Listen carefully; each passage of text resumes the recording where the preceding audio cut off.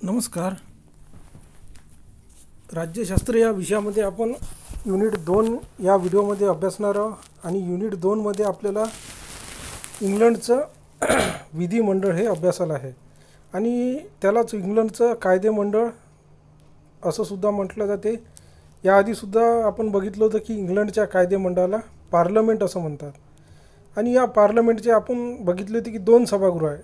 पहिलं सभागृह जे वरिष्ठ सभागृह आहे त्याला लॉर्ड सभागृह म्हणतात आणि कनिष्ठ सभागृहाला कॉमन सभागृह म्हणतात. आता हाऊस ऑफ लॉर्ड्स या सभागृहाची रचना आपल्याला या ठिकाणी बघायचं आहे.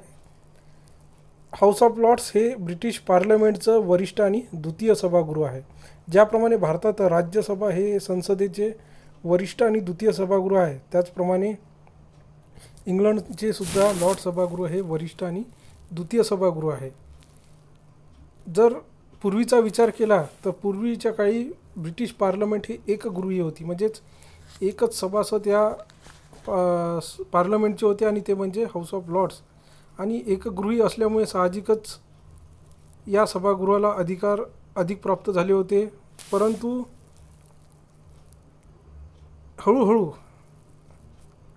लॉर्ड ब्रिटिश पार्लमेंट हे एकगृही न राहता द्विगृही झालं आणि हाऊस ऑफ कॉमन्स हे सुद्धा पार्लमेंटचं एक सभागृह झालं आणि हे प्रथम आणि द्वितीय सभागृह झालं. आणि हाऊस ऑफ कॉमन्स प्रथम आणि कनिष्ठ सभागृह हाऊस ऑफ कॉमन्सची सुद्धा काळाच्या नंतर निर्मिती झाली आणि हाऊस ऑफ कॉमन्सची निर्मिती झाल्यानंतर साहजिकच हाऊस ऑफ लॉर्डचे अधिकार काय झाले, कमी झाले. म्हणजे सुरुवातीला हाऊस ऑफ कॉमन्सची निर्मिती होण्यापूर्वी हाऊस ऑफ लॉर्ड्स हे एकमेव सभागृह ब्रिटिश पार्लमेंटचं होतं आणि एकच सभागृह असल्यामुळे साहजिकच हाऊस ऑफ लॉर्ड्सला अधिक अधिकार प्राप्त झाले. परंतु हाऊस ऑफ कॉमन्सची निर्मिती झाल्यानंतर हाऊस ऑफ लॉर्ड्सचे अधिकार हे कमी झाले आणि हाऊस ऑफ कॉमन्सचे अधिकार हे वाढले. तर अशा प्रकारे आज आपल्याला भारतात ज्याप्रमाणे राज्यसभेची स्थिती दिसते त्याच्यापेक्षा कमकुवत स्थिती ही हाऊस ऑफ लॉर्ड्सची आहे हे आपल्याला पुढील काही उदाहरणावरून समजून येईल. किंवा जेव्हा आपण हाऊस ऑफ लॉर्ड्स या सभागृहाचे कार्य अभ्यासू तेव्हा आपल्या लक्षात येईल की हाऊस ऑफ लॉर्ड्स हे द्वितीय सभागृह असल्यामुळे असल्यामुळेच त्याला पाहिजे तितके अधिकार अमेरिकेच्या संविधानानुसार प्राप्त झाले नाही.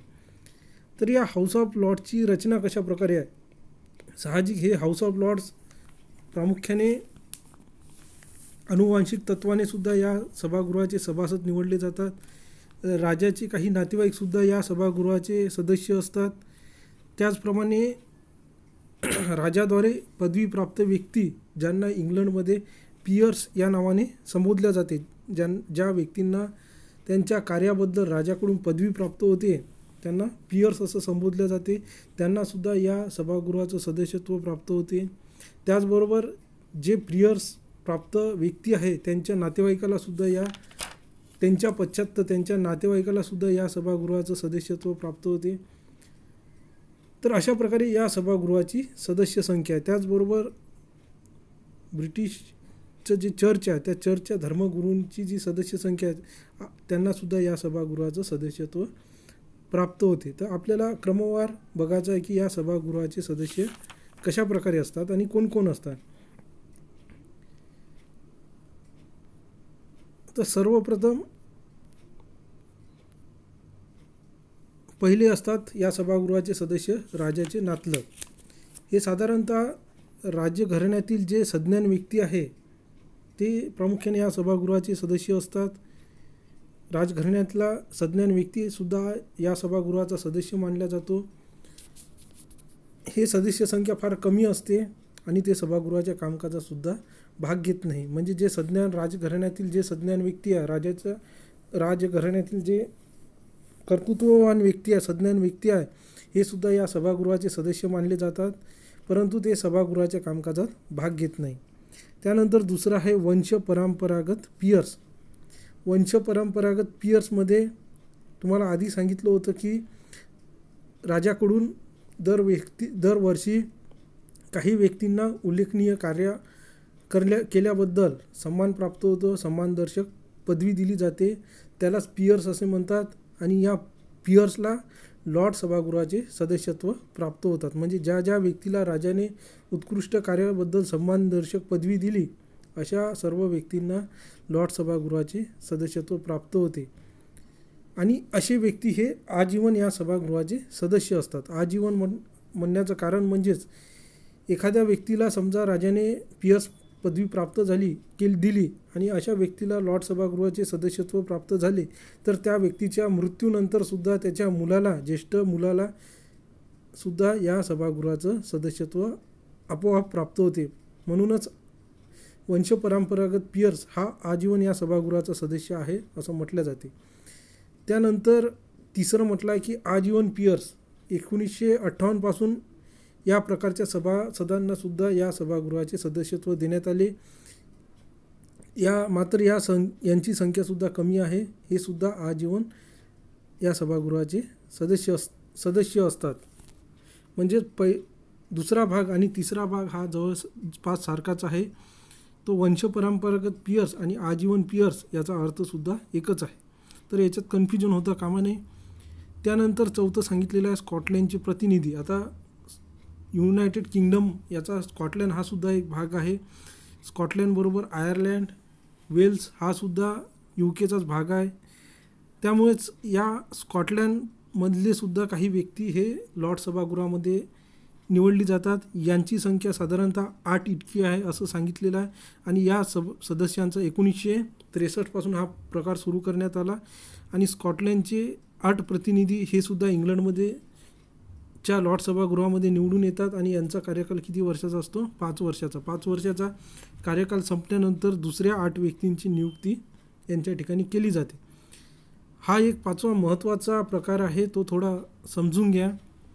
पूर्वीच्या काळी आधीसुद्धा मी थोडं सांगितलं होतं की जे लॉर्ड सभागृह आहे हेच न्यायदान करण्याचं कामसुद्धा करत होतं. ज्याप्रमाणे भारतात सर्वोच्च न्यायालय आहे त्याचप्रमाणे इंग्लंडमध्ये लॉर्ड सभागृह हेच सर्वोच्च न्यायालय होतं असं म्हणता येईल. किंवा न्यायदानाचं कामसुद्धा लॉर्ड सभागृहच करत होतं. आणि हे देण्यासाठी न्यायदानाचं कार्य करण्यासाठी 9 विधी लॉर्ड्सची नियुक्ती केल्या जात होती. म्हणजे ज्याला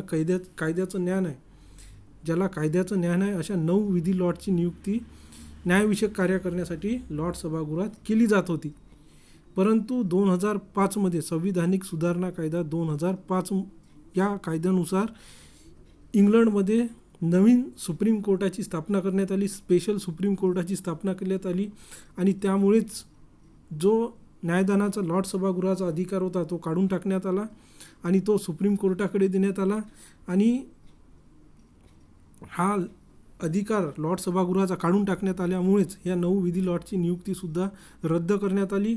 आणि हे 9 विधी लॉर्ड्स आता लॉर्ड सभागृहात न निवडता सर्वोच्च न्यायालयात निवडले जातात. सर्वोच्च न्यायालयाची न्यायाधीशांची नियुक्ती करण्यासंबंधी स्वतंत्र व्यवस्था करण्यात आलेली आहे. म्हणजेच आता 9 हे विधी लॉर्ड्स लॉर्ड सभागृहात निवडल्या जात नाही, हे लक्षात घ्या.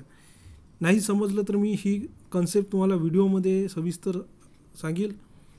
त्यानंतर आहे आध्यात्मिक लॉर्ड सभागृहात काही धर्मगुरू आणि आध्यात्मिक लॉर्डची सुद्धा सभासद संख्या असते. द बिशोप्रिक ऑफ मँचेस्टर ॲक्ट 1847 नुसार ही संख्या 26 होती. 2015 कायदा करण्यात आला आणि 2015 कायद्यानुसार आध्यात्मिक लॉर्ड्स कायदा 2015 नुसार हा कायदा अंमलात आल्यापासून पुढे 10 वर्षापर्यंत म्हणजे 2015 रिक्त झालेल्या धर्मगुरू लॉर्डच्या जागी महिला बिशपची नियुक्ती करण्यात येईल. म्हणजेच महिलांची सुद्धा या सभागृहात नियुक्ती करण्यात येईल. म्हणजेच धर्मगुरू आणि धर्मसंस्थेचे जे सदस्य आहे अशा 26 व्यक्तींची नियुक्ती, मग ते कॅटेबिरी असो, यार्कचे आर्य बिशप असो, लंडन, डरहम आणि विचेस्टर बिशप यांचासुद्धा यात समावेश होतात. आता हे सगळे धर्मगुरूंचे प्रकार आहे आणि या सगळ्या धर्मगुरूंची नियुक्तीसुद्धा या सभागृहात केली जाते. तर अशा प्रकारे या सभागृहामध्ये वेगवेगळ्या व्यक्तींची नियुक्ती केली जाते. त्यामध्ये राजघराण्यातले राजाचे काही नातलग असतात, वंशपरंपरागत पियर्स, ज्यांना पियर्स पदवी प्राप्त झालेली आहे अशा व्यक्तींच्या मृत्यूनंतर त्यांच्या ज्येष्ठ पुत्रास हा या सभागृहाचं सदस्यत्व प्राप्त होते, वारसा हक्काने या सभागृहाचं सदस्यत्व प्राप्त होते. त्यानंतर 1958 पासून राजाकडून सन्मानित केलेले पियर्स यांना आजीवन या सभागृहाचं लॉर्ड सभागृहाचं सदस्यत्व प्राप्त होते. त्यानंतर स्कॉटलँडचे 8 प्रतिनिधी हे 5 वर्षासाठी या सभागृहाचे सदस्य म्हणून निवडले जातात.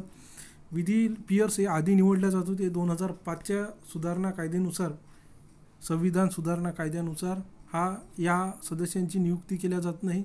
आणि 26 आध्यात्मिक लॉर्डची जे धर्मासंबंधी धर्मगुरू आहेत, धर्माच्या कार्यासाठी काम करतात, अशा 26 लोकांची नियुक्तीसुद्धा या सभागृहात केली जाते. तसेच या सभागृहाची संख्या ही 800पेक्षा अधिक असणार नाही, कारण वेगवेगळ्या व्यक्तींची नियुक्ती केल्या जात असल्यामुळे साहजिक ही संख्या मोठी होऊ शकते. पण ही संख्या 800पेक्षा अधिक असणार नाही, याची एक संविधानिक कायदा करून ही मर्यादा ठरवण्यात आली. सध्या या सभागृहाची सदस्य संख्या ही 793 आहे असं पुस्तकात व्यक्त केलेलं आहे. म्हणजे सध्या या सभागृहाची सदस्य संख्या 793 आहे. पूर्वी अशा प्रकारच्या मर्यादा नव्हत्या, परंतु आज मात्र ही संख्या किती सांगितलेली आहे, 800पेक्षा जास्त असता कामा नाही. तर अशा प्रकारे वेगवेगळ्या माध्यमातून लॉर्ड सभागृहाच्या सदस्यांची नियुक्ती केली जाते. यानंतर पुढील व्हिडिओमध्ये आपल्याला लॉर्ड सभागृहाचे अधिकार व कार्य हे आपल्याला अभ्यासाचे. धन्यवाद.